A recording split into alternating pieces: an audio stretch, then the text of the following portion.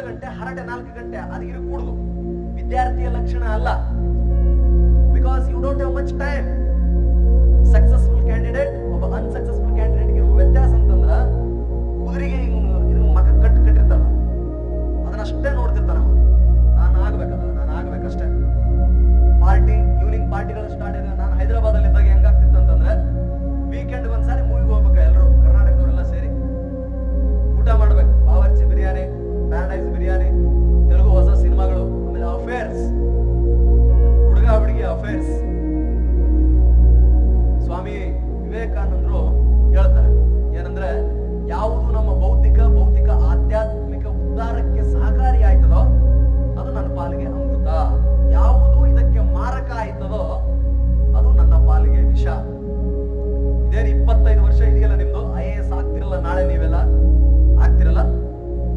ನೀವೇನು IAS ಆಗುವ ವಯಸ್ಸಿದೆಯಲ್ಲ, ಇದು ಬ್ರಹ್ಮಚರ್ಯ ಇದ್ದಂಗೆ. 25 ವರ್ಷ ಸರಿಯಾದ ವಿದ್ಯಾರ್ಜನೆಯಷ್ಟೇ ಮುಂಬರುವ 75 ವರ್ಷ. 25 ವರ್ಷ ಗೃಹಸ್ಥಾಶ್ರಮ, 25 ವರ್ಷ ವಾನಪ್ರಸ್ಥ, 25 ವರ್ಷ ಸನ್ಯಾಸ. ಆ ಮುಂಬರುವ 75 ವರ್ಷಕ್ಕೆ ಇದು ಅಡಿಪಾಯ.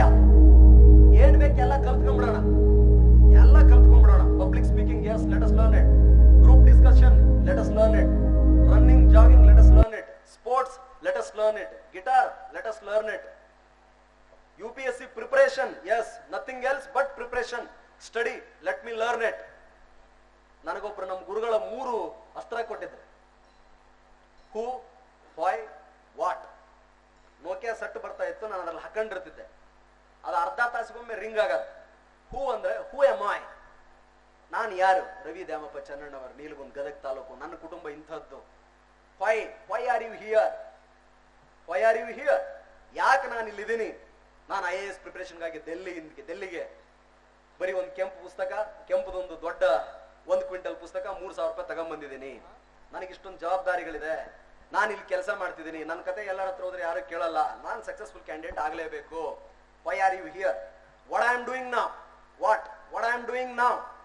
ನಾನು ಈ ಸದ್ಯ ಏನ್ ಮಾಡ್ತಾ ಇದ್ದೀನಿ? Who am I, why I am here and what I am doing now? ನಾನು ಏನ್ ಮಾಡ್ತಾ ಇದ್ದೀನಿ? ನಾನು ಟೈಮ್ ಪಾಸ್ ಮಾಡ್ತಾ ಇದ್ದೀನಾ? ಗಾಸಿಪ್ ಮಾಡ್ತಾ ಇದ್ದೀನಾ? ಎಕ್ಸ್ಕ್ಯೂಸ್ ಕೊಡ್ತಾ ಇದ್ದೀನಾ? ನಿದ್ದೆ ಮಾಡ್ತಾ ಇದ್ದೀನಾ? ಹಾಡ ಹಾಡ್ತಾ ಇದ್ದೀನಾ? ಅಥವಾ ಓದ್ತಾ ಇದ್ದೀನಾ? ಬರಿತಾ ಇದ್ದೀನಾ? ಕ್ಲಾಸ್ ಅನ್ನ ಕೇಳ್ತಾ ಇದ್ದೀನಾ? ಕಂಪ್ಲೀಟ್ ಆಗಿ ಮನನ ಮಾಡ್ತಾನೆ ಇರೋದು. ಗ್ಯಾಪ್ ಇಲ್ವೇ ಇಲ್ಲ. 13 ವರ್ಷ ವನವಾಸ, 1 ವರ್ಷ 12 ವರ್ಷ ವನವಾಸ, 1 ವರ್ಷ ಅಜ್ಞಾತವಾಸ ಇದ್ದಂಗೆ ಡಿಗ್ರಿ ಮಾಡಿದ್ದೀನಿ. ಇದು ನನ್ನ ಅಜ್ಞಾತವಾಸದ ಕಾಲಪ್ಪ. ನಾನು ಇದನ್ನ ಮಾಡಲೇಬೇಕು. ಇದನ್ನ ಬಿಟ್ರೆ ಬೇರೆ ನನಗೆ ಹಾದಿ ಇಲ್ಲ. ಒಂದು ಸಾರಿ ಇದನ್ನ ಆಗಿಬಿಟ್ಟೆ ಅಂದ್ರೆ ಎಲ್ಲವೂ ಆಟೋಮೆಟಿಕ್ ಆಗಿ ಬರ್ತವೆ. ನನಗೆ ಸಿನಿಮಾ ನೋಡೋ ಹುಚ್ಚಿತ್ತು. ಸಿನಿಮಾ ನನ್ನ ಹಾಬಿ, ಅದು ಸಿನಿಮಾ ನೋಡೋದು. ಒಳ್ಳೆ ಸಿನಿಮಾ ನೋಡೋದ? ಮತ್ತೆ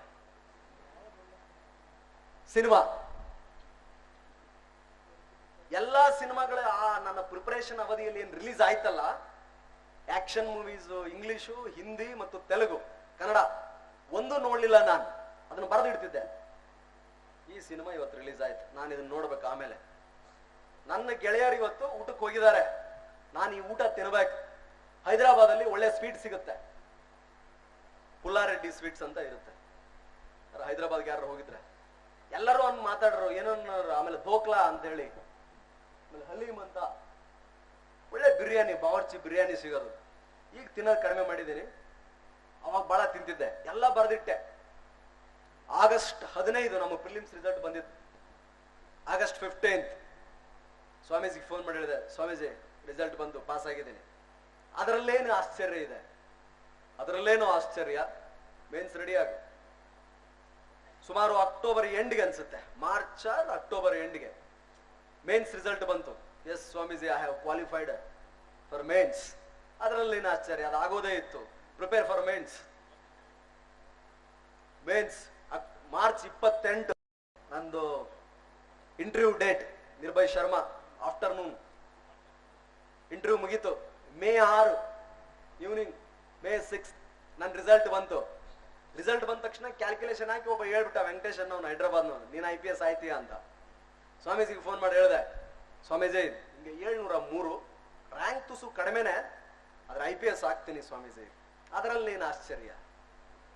ಬಾ ಆಶ್ರಮಕ್ಕೆ. ಸ್ವಾಮೀಜಿ ಒಂದು ಕೆಲಸ ಇದೆ. ಏನು? ನನಗೆ ಸ್ವಲ್ಪ ಊಟ ಮಾಡೋ ಆಸೆ, ಮೂವಿ ನೋಡೋ ಆಸೆ. ಇದುವರೆಗೂ ಯಾವ್ರ ಜೊತೆ ಹೋಗ್ಲಿಲ್ಲ, ಯಾವ ಪಿಕ್ಚರ್ ನೋಡ್ಲಿಲ್ಲ, ಒಂದು ವಾರ ಸಮಯ ಕೊಡಿ. ಎಲ್ಲ ಮೂವಿ ಸಿಡಿ ತರಿಸಿದೆ ರೀ. ಫುಲ್ ಒಂದು 52 ಇಂಚಿನ LED ಹಾಕಿ ನೋಡಿದ್ದ. ಎಲ್ಲ ಊಟ ಪಾರ್ಸಲ್ ತಗೊಂಬಂದು ತಿಂದಿದ್ದ. When I did it after my results. Preparation for a war should be done during peace time. ಬದುಕಿನಲ್ಲಿ ಆ ನಿರ್ಣಾಯಕ ಘಟ್ಟಕ್ಕೆ ಯಾವತ್ ನಾವು ಖಾಲಿ ಇರ್ತೀವೋ ಅವತ್ತು ಪ್ರಿಪರೇಷನ್ ಮಾಡ್ಕೋಬೇಕು. ಇಲ್ಲದೆ ಹೋದ್ರೆ ಬಹಳ ಸುಖ ಪಟ್ರೆ ಮುಂದೆ ಕಷ್ಟಪಡ್ತೀವಿ ಅಂತ, ಬಹಳ ಕಷ್ಟಪಟ್ರೆ ಮುಂದೊಂದ್ ದಿವಸ ಸುಖ ಕಟ್ಟಿಟ್ಟ ಬುತ್ತಿ ಅಂತ. ಸೊ ಹಾಗಾಗಿ ನಿಮಗೇನಾದ್ರೂ ವಯೋಮಾನ ಸಹಜವಾದ ಹವ್ಯಾಸಗಳಿದ್ದಲ್ಲಿ ಇರ್ತವೆ. ನನಗೂ ಇತ್ತು, ಇನ್ನೂ ಒಂದಿತ್ತು, ಅದೇ ನಿಮಗೂ ಎಲ್ರಿಗೂ ಇರುತ್ತೆ. ನನಗೆ ಆ ಕೋಚಿಂಗ್ ಇನ್ಸ್ಟಿಟ್ಯೂಷನ್ ಒಂದು ಹುಡುಗಿ ಅಂದ್ರೆ ತುಂಬಾ ಇಷ್ಟ ಆಗಿದ್ಲು. ಮಾತಾಡಕ್ ಧೈರ್ಯ ಆಗ್ತಿರ್ಲಿಲ್ಲ. I didn't had the guts. ಚಿಕ್ಕವನಿದ್ದೆ ರೀ, ಮೀಸೆ ಬೇರೆ ಬಿಡ್ತಾ ಇರಲಿಲ್ಲ ಅವಾಗ. ನಾನು during preparation time and even Mussoorie ಅಕಾಡೆಮಿಯಲ್ಲಿ ಮೀಸೆ ಇರಲಿಲ್ಲ. ಎಲ್ಲರೂ ಚಿನ್ನು ಅನ್ನೋರು. ಸೊ ರಿಸಲ್ಟ್ ಬಂದ ಮೇಲೆ went and approached her and told her that see I want to marry you ಅಂತೇಳಿ. ಆ ಹುಡುಗಿ ನಾನು IPS ಆಗ್ತೀನಿ ಅಂತ ಗೊತ್ತಿದ್ರು ಯಾರ ಗಬಕ್ಕನ ಒಪ್ಕೊಂಡ್ಬಿಡ್ತಾರ. Go and meet my father. Doctor Triveni ಏನ್ ಮದುವೆ ಆಗಿದ್ದೀನಿ ಅದ ಹುಡುಗಿಯಪ್ಪ.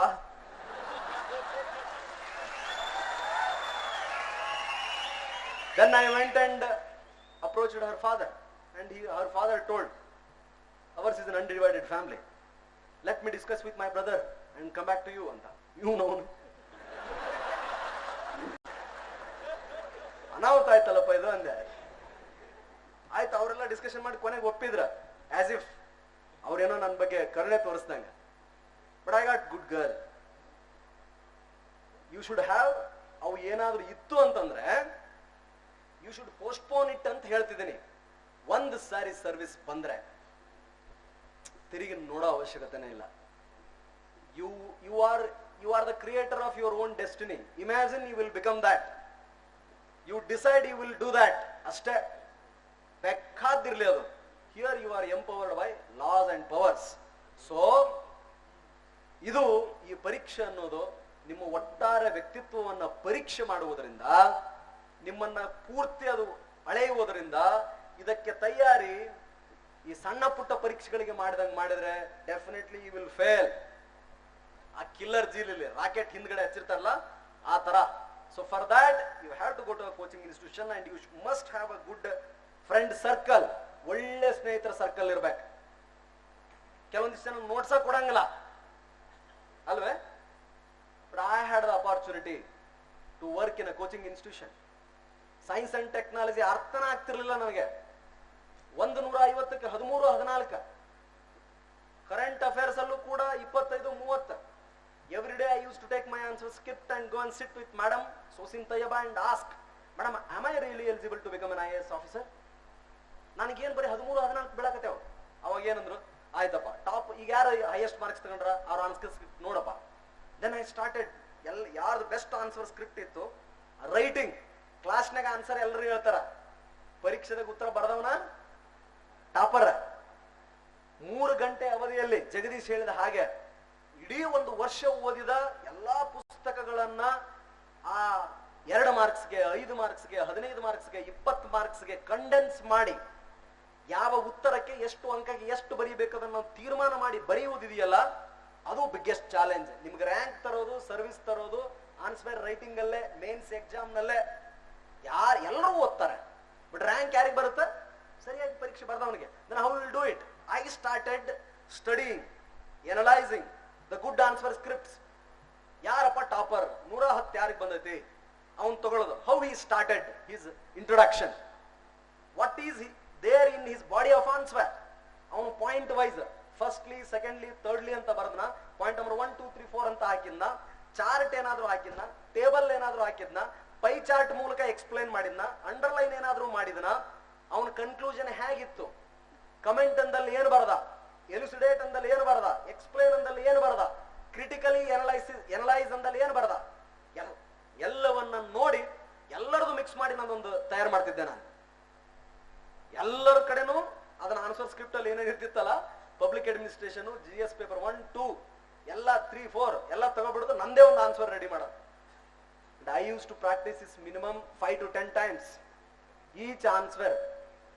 ಏನ್ ನಾನು ಆನ್ಸರ್ ಸ್ಕ್ರಿಪ್ಟ್ ಬರಿತಿದ್ನಲ್ಲ, ಟೆಸ್ಟ್ ಸೀರೀಸ್ ಕೋಚಿಂಗ್ ಇನ್ಸ್ಟಿಟ್ಯೂಷನ್ ಅಲ್ಲಿ ಏನ್ ನಡೀತಿತ್ತಲ್ಲ, ಎಲ್ಲರದು ತೆಗೆದುಕೊಂಡು ಬರೆದ್ಬಿಟ್ಟು ಒಂದು 5 ರಿಂದ 10 ಸಾರಿ ಬರೆಯೋದೇ ತೆಗೆಯೋದೆ ತೆಗೆದು ಇಡ್ತಾ ಇದ್ದೆ. That is the most useful thing which I did during my preparation. ನೀವು ಬರೀ ಓದೋದಷ್ಟೇ ಅಲ್ಲ, ಒಂದ್ಸಾರಿ ಮನನ ಮಾಡ್ಬೇಕು, ಸಬ್ ಹೆಡಿಂಗ್ ಗಳನ್ನ ಬರಿಬೇಕು, ಅದನ್ನ ಬರೋದು ಹೊರಗಡೆ ತೆಗಿಬೇಕು. ಯಾವುದೇ ಪರೀಕ್ಷೆ ಇರಲಿ, ಅದು PC ಇಂದ ಹಿಡಿದು IAS IPS ವರೆಗೆ ಎಲ್ಲಾ ಪರೀಕ್ಷೆಗಳಲ್ಲೂ ಕೂಡ ಆನ್ಸರ್ ರೈಟಿಂಗ್ ಸ್ಕಿಲ್ ಅನ್ನೋದು ವೆರಿ ಇಂಪಾರ್ಟೆಂಟ್. ಅದು ಇಟ್ ಕಮ್ಸ್ ಬೈ ಪ್ರಾಕ್ಟೀಸ್. ಇನ್ನೊಂದು ನನಗೇನು, ನಾನು ಆಲೋಚನೆ ಮಾಡುವ ವಿಧಾನ, ಇನ್ ಪಬ್ಲಿಕ್ ಅಡ್ಮಿನಿಸ್ಟ್ರೇಷನ್ ಅಲ್ಲಿ ಪೇಪರ್ 1 13 ಚಾಪ್ಟರ್ ಅಲ್ಲಪ್ಪ, ಥಿಯರೀಸ್ ಎಲ್ಲ ಸೇರ್ಬಿಟ್ಟು 13 ಚಾಪ್ಟರ್. ಏನು ಪ್ರಶ್ನೆ ಕೇಳಿದ್ರೆ ಇದ್ರದ ಕೇಳ್ಬೇಕಲ್ಲ ಅವನು. He can't ask 14 chapter 13 chapter ಕೇಳಬೇಕು. Let me study well. Paper 2 ನಲ್ಲಿ 14 ಇಂಡಿಯನ್ ಅಡ್ಮಿನಿಸ್ಟ್ರೇಷನ್ ಇದೆ, ಅದರಲ್ಲಿ ಇಷ್ಟು ಚಾಪ್ಟರ್ಗಳಿದೆ. ಏನೇ ಪ್ರಶ್ನೆ ಕೇಳಿದ್ರು ಅದ್ರಾಗ ಕೇಳ್ಬೇಕಲ್ಲ ಅವನು. He will not ask something else.